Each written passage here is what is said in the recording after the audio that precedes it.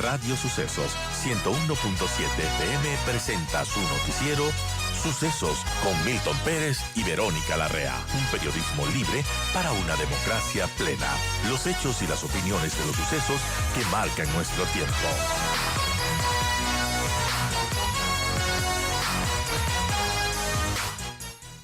¿Qué está pasando con la seguridad en el Ecuador? Y para eso hemos invitado a Daniel Pontón, decano de la Escuela de Seguridad y Defensa del IAEN, del Instituto de Alto de Estudios Nacionales.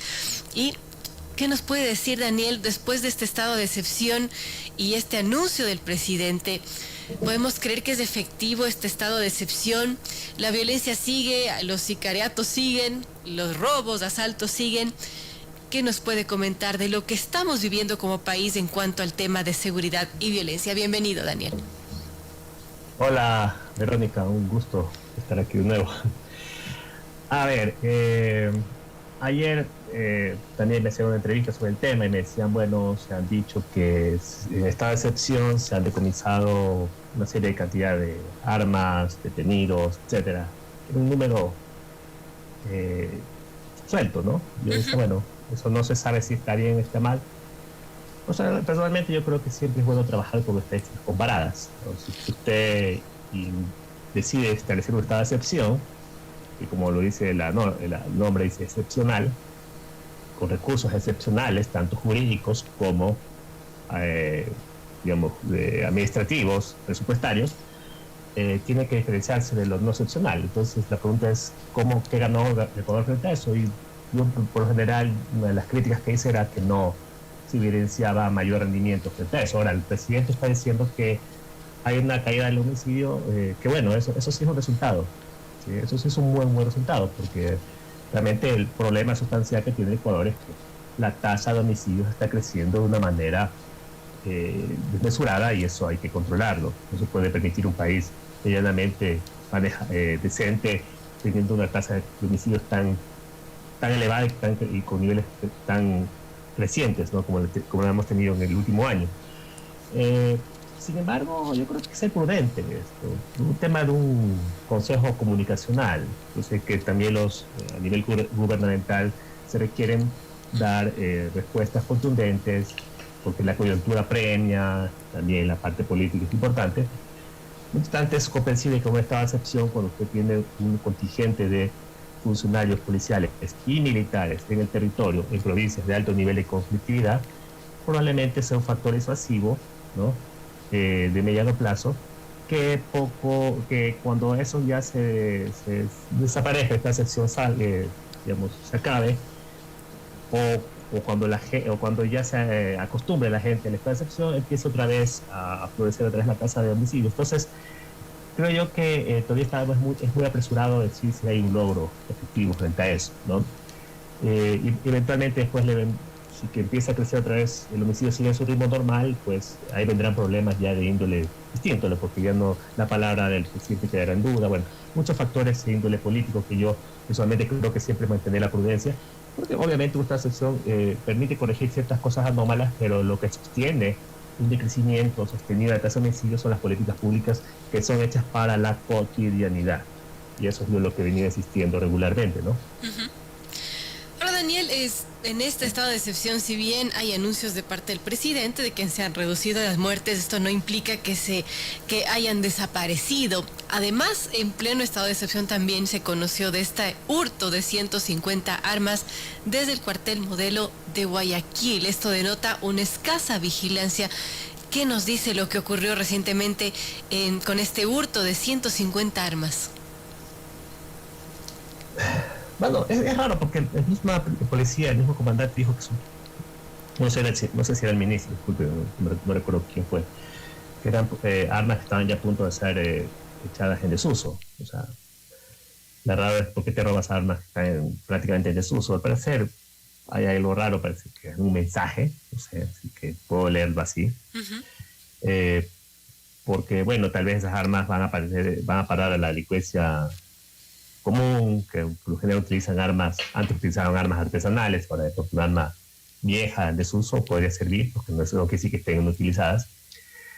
Pero yo creo que aquí el problema es, bueno, que nos pone a todo el mundo los pelos de punta, es decir, bueno, ¿dónde estamos parados? ¿No? Si la misma policía se le roban las armas, bueno. Claro. Creo que aquí hace falta una investigación profunda sobre el tema y transparencia también sobre el asunto, porque yo respeto mucho a la policía, pero juega mucho la imagen de la policía aquí, ¿no? Es lamentable, y más allá de que se debe establecer una investigación para recapturar esas armas, porque no se puede permitir que esas armas estén en la población, peor en un contexto tan violento, peor en un estado de emergencia. Lo que tengo entendido es que esas armas son rastreables. Me parecería que eso sería una estrategia, un mecanismo, un punto a favor que tiene el gobierno, que me permitiría un poco saber cuando incautan una arma, por qué está ahí, y bueno, y seguir la pista de quién estuvo detrás de esto, ¿no? Porque justamente esto genera mucho malestar en la población, ¿no?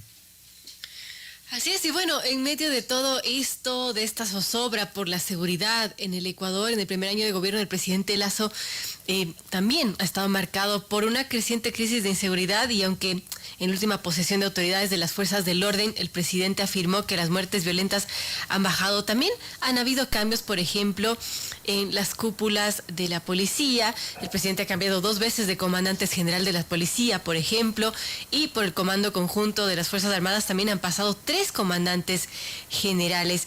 ¿Eso qué nos dice? Y con este último cambio, ¿cómo vemos lo que está pasando dentro del gobierno, dentro de las cabezas, por ejemplo, de la policía, del Comando Conjunto? A ver, este último cambio tiene que ver con cambios al nivel del mando de los ministerios, tanto de defensa como de... Bueno, en el caso del Ministerio del Interior se generó un nuevo ministerio, en todo caso también se hubo un cambio de ministra de gobierno, y bueno, se dividió ese ministerio. Y tiene que ver directamente tengo entendido, con gente de confianza de los ministros alrededor de los comandantes, ¿no? Yo conozco al general Carrillo, sé que hay una profunda relación con el señor general Alfonso Salinas, que también lo conozco, es un excelente oficial, no puedo decir contrario. En el caso de Fuerzas Armadas, tengo entendido que el general Lara también es así. Entonces son temas que tienen que ver con confianza, son al final cambios políticos que están en completa libertad del presidente y los ministros, en este caso a través del presidente, tomar esas decisiones para mejorar su capacidad de conducción de la política pública y la operatividad de las fuerzas del orden en este caso. El problema es que eso no tener tan alta rotación de ministros no es bueno. Te recuerdo, antes del año 2007 hice una investigación sobre el tema policial, y el promedio de vida de un ministro de gobierno entonces era de 7 meses. Es poquísimo. Y así pasamos de los años 80 hasta el año 2007, y eso debilitó la capacidad de la policía, porque bueno, la policía tenía enormes problemas de gestión en ese entonces, gran parte del problema estaba radicado ahí, de alto nivel de rotación de los ministros. Eran ministros de la política, era entendible que salgan, pero eso generó un problema. Yo no creo que la alta rotación de los ministros sea algo bueno. Cuando es necesario cambiar, es necesario cambiarlo, tampoco ser tan rígidos. Pero tener 13 años es mucho, ¿no? Pero tampoco hay que alarmarse tanto. El presidente Moreno, con respecto al mando militar, también cambió muchas veces, ¿no? Pero hubo 5 cambios de comandante general de la policía y 3 en el Comando Conjunto en el gobierno de Lenín Moreno. También es bastante alto.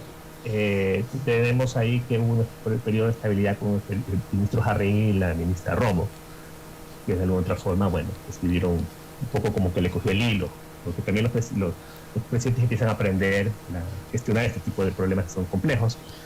Esperemos que eso se estabilice, porque nada sacaríamos que mañana, bueno, salga el ministro Carrillo o el ministro Lara, y bueno, cambien otra vez de comandantes y así otra vez a foja cero, y eso no le hace bien, porque en la gestión pública la continuidad a veces es necesaria, ¿no? Generar políticas requiere tiempo, esfuerzos mayores, y siempre un cambio de cabezas va a generar un revuelo importante dentro de cada una de las fuerzas. Claro, ¿cómo mantienes y desarrollas políticas públicas sobre la materia? Exacto. Si es que vas cambiando las cabezas a cada rato, ¿no? Así es. Y sobre todo en el Ministerio del Interior, que se requiere reinstitucionalizarlo. O no, ni siquiera reinstitucionalizarlo, porque esa institución se la acabó, y hay que buscar generar una nueva estructura institucional alrededor de ello. Mucho de lo que es el Ministerio del Gobierno va a pasar allá, pero hay que generar nuevos procesos. En fin, es una nueva vida. Entonces, obviamente, se requiere una estabilidad del mando ministerial, ¿no? Obviamente, eso tiene que estar siempre al ejercicio del escrutinio público, al tema también de la eficacia eficiencia del manejo de los recursos públicos, y también en la cuestión política, por el tema de seguridad es un tema político también. Pero obviamente, en la medida que el ministro pueda desarrollar sus capacidades, va a ser bien mejor para el país, ¿no? Igual en caso del Ministerio de Defensa, ¿no? Así es. Ahora, Daniel, respecto a este tema de las bandas, que también nos ha mantenido en zozobra, recientemente vimos un comunicado firmado supuestamente por los Tiguerones, los Lobos, los Latin Kings, los Chone Killers. En todo caso, un comunicado en donde dicen que hacen pública su intención de hacer las paces. También mencionan estas 4 organizaciones que la guerra inició por preferencias y abusos del gobierno y grupos contrarios, y aclaran que quieren la paz y que no son aliados a ningún cartel extranjero, y aseguran que hay policías y políticos que trabajan con el grupo contrario. ¿Qué podemos pensar de este comunicado? ¿Cómo tomarlo? ¿En serio querrán la paz? A ver, para empezar hay que saber exactamente. Yo creo que ahí también es un trabajo de la inteligencia del CIES, ¿no? Porque es un mensaje que le da al gobierno, al presidente, y él tiene su cuerpo de inteligencia específico, que no está atravesado ni por la inteligencia policial ni por la inteligencia militar, sino por un ministro que le responde. Si ese panfleto, digamos, es cierto, ¿no? Es verdadero, o responde también a alguien que se le ocurrió hacer algo así para tener un mensaje, porque siempre también en este mundo de la fake news, ¿no? De la realidad, hiperrealidad, etcétera, también hay este tipo de cosas. Pero en el caso de que sea cierto, me parece que a ver, las bandas delincuenciales no pueden ser los portavoces de una pacificación, ¿no? Y eso es el gran problema de las cárceles, ¿no? O sea, yo creo que hay que pacificar las cárceles. El problema es con quién dialogas, ¿sí? Con líderes penitenciarios, en este caso, que están buscando consignas o transformaciones legítimas del mundo de los PPLs, y sí, adecuado, pero también ahí están mediatizados por estas bandas que realmente no tienen las mejores intenciones y sus intereses son mucho más siniestros, porque mañana se pelan entre ellos. Ellos lo que están diciendo es, bueno, saque las manos de nosotros para hacer una paz mafiosa. Pues los estudios dicen que las paz mafiosas son de corto plazo, porque por lo general es un mundo bastante caótico, anómico, ¿no? Así y es. Empieza una disputa por algún tipo de cuestión que no les gusta, empieza otra vez la guerra, y el Estado no puede dejar de combatir el delito. Y eso es algo que tampoco podemos permitir, porque aquí está el imperio de la ley, ¿sí? O sea, es el imperio de la ley lo que está en medio. O sea, no podemos decir, ¿sabe qué? Ustedes no voy a golpear el narcotráfico porque ustedes dicen que no les gusta y para que no se peleen entre ellos. Claro. Porque tras eso está la paz. O sea, yo creo que hay que ir buscando mecanismos mucho más adecuados de concatenar una política pública que le permite al Estado recuperar el control de las calles, bajar la violencia y también, obviamente, hacer su trabajo respecto al tema de la lucha contra las drogas. Porque el problema es que si usted permite el narcotráfico hacer lo que hace, tiene efectos a largo plazo que muchas cosas las estamos viendo actualmente nosotros, ¿no? Sí, ciertas permisividades en materia de control del narcotráfico, al final lo que genera es unos procesos sociales muy complejos de poderlos erradicar. Una vez que se instala es muy complicado sacarlo, ¿no? Es complejo, Daniel, y bueno, hablando de este tema de la pacificación, recordemos lo que ha sucedido dentro de las prisiones de nuestro país, y hay esta comisión de pacificación de los centros de privación de libertad, en donde ellos mismos han mencionado que por todo lo que han podido dialogar con los distintas cabecillas de bandas y demás, que ellos no quieren la paz, y además dieron datos preocupantes. Por ejemplo, estiman que el 10% de los funcionarios de las cárceles trabaja para las bandas delictivas. ¿Cómo solucionar eso si es que estamos viendo lo que está pasando? Sí, yo creo que lo que revela la Comisión de Pacificación es un tema que ya de alguna otra forma se lo ha dicho, bueno, en opinión pública, en informes, tanto de instituciones nacionales como internacionales, como la CIDH, que no es un tema menor. Bueno, creo que es un tema que es un reto enorme que tiene el gobierno para poderlo revertir. Obviamente, el tema de la corrupción, como usted lo plantea, es un tema muy complejo, porque tal vez estamos revelando ahorita una verdad que se sube, que la cárcel es un sistema hipercorrupto. Lastimosamente se salió totalmente de control con el tema de la violencia. Yo creo que el Estado tiene que, primero, desde el punto de vista de las masacres, establecer una estrategia de parar el tema de las masacres, ¿no? Personalmente yo no me explico, puedo dialogarlo usted quiera, por qué el Estado no ha podido parar las masacres. Porque no es que le ha pasado una, ha pasado varias. A este gobierno le ha pasado 5. Así es. Y la venimos arrastrando desde el año 2019. O sea, han habido historias de masacres. Y ahí el estudio comparado no sirve, ¿no? América Latina está llena de historias de masacres, pero que hemos tenido con tanta frecuencia y en tan corto tiempo y con tanta cantidad de gente muerta, no sé si tengamos una comparación. Y claro, eso nos pone a todos patas arriba, ¿no? O sea, al gobierno lo pone en una situación muy complicada, porque incluso ya tenemos observaciones de organismos de derechos humanos que nos dice, bueno, hay opciones y omisiones que usted debe hacer para pagar, hay recomendaciones, ¿qué es lo que ha hecho? Bueno, siempre es algo que yo creo que es una metodología que debemos parar, y ahí obviamente tratar de transformar el sistema, ¿no? Yo creo que hay que hacer una transformación integral del sistema, que no es fácil, tampoco las cárceles son una panacea en ninguna parte del mundo, ¿no? No es que pero por lo menos para tener adecuados niveles de estándar de control, sí. O sea, yo siempre digo, bueno, tener celulares dentro de las cárceles, hasta en Estados Unidos hay celulares en las cárceles, ¿ya? Cuando usted tiene sistemas hipervigilados, drogas igual, ¿ya? Tal vez armas, ¿ya? Pero el problema hasta qué punto. O sea, no podemos hacer esto una suerte de libre albedrío. O sea, tener un celular en las cárceles, creo que es más fácil conseguirlo adentro que acá afuera, ¿no? Claro. Porque de pronto la economía lícita le permite tener mejores tecnologías, inclusive. Y además se encontraba hasta drones, ¿no? Y armas de fuego, ni hablar, ¿no? Hasta granadas, o sea, imagínense. O sea, ese tipo de permisividad no se puede permitir. Entonces yo creo que hay que mitigar esos riesgos. Y hay que generar una lógica administrativista, que yo creo que el Estado no la tiene, ¿no? Bajo ningún punto de vista, porque está focalizado en la coyuntura, y lastimosamente ese es el gran problema del manejo de la seguridad en las crisis. Amigos, son las 8:02, estamos dialogando con Daniel Pontón, decano de la Escuela de Seguridad y Defensa del IAEN, sobre este aumento de la violencia y sicariatos. Y Daniel, para concluir, podríamos ser optimistas de que con todas las políticas, lo que está haciendo el gobierno, este estado de excepción y el dinero que va a poner para la seguridad, ¿podremos salir de esta? A ver, nosotros somos... algo que a mí me preocupó la semana anterior, y ahí yo creo que hay que trabajar también una estrategia comunicacional, Verónica, es que me pareció que hubo un lenguaje un poco... Hay una suerte de desasosiego a nivel social, político, institucional, ahí echándose la culpa unos con otros. Ahí salió un editorial, un medio colega de ustedes que decía, bueno, que la culpa son los expertos. Bueno, alguien tiene que hablar de estos temas, ¿sí? No es que me quiero defender aquí, sino que simplemente no se trata de eso, no se trata de aquí echar leña para desestabilizar el gobierno ni para criticarlo. No, yo creo que aquí es un aporte que tenemos, pero yo no creo que haya una realidad que no se pueda revertir. Partamos de eso. Me dio la impresión que la discursividad que tuvimos la semana anterior, el fin de semana, era más o menos como que esto no se va a poder revertir y más o menos sábenos Dios, ¿no? Que Dios nos salve. Y yo creo que es un problema que no es un problema solamente del gobierno, es un problema del Estado, un problema de la sociedad ecuatoriana. Ojo, porque esto tiene consecuencias muy graves en el desarrollo del país. Al final, el problema es que queda instalado y el gobierno se irá, ¿sí? Entonces yo creo que es un tema que socialmente creo que debemos nosotros apostarle a ello. Se requieren recursos, sí. El presidente ofreció $1.200 millones para invertir en seguridad. Bueno, espero que sea, pero gastar $1.200 millones en 3 años es complejo, ¿eh? Eso le digo.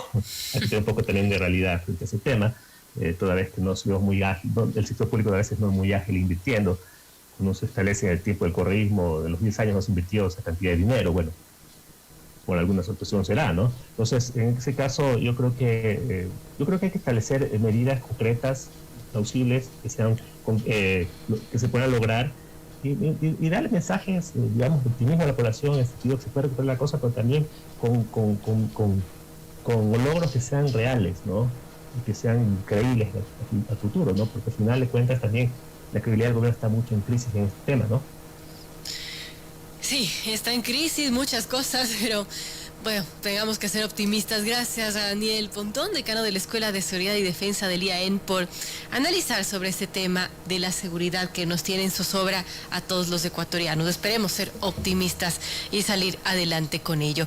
Gracias, Daniel, por estar con nosotros. Quizás algún comentario final para nuestros oyentes. No, es básicamente, ¿no? Yo creo que es algo que le debemos apostar como sociedad nosotros. Eso. El mensaje está claro ahí, ¿no? Básicamente creo que es una cosa que si con esfuerzos y cabeza y poniendo bien los, los intereses y los énfasis importantes, se puede lograr una reversión de esta situación. No estamos pidiendo que acabe la violencia, no estamos pidiendo que acabe con el narcotráfico, que pare la violencia, y para eso se necesita parar la violencia en las calles.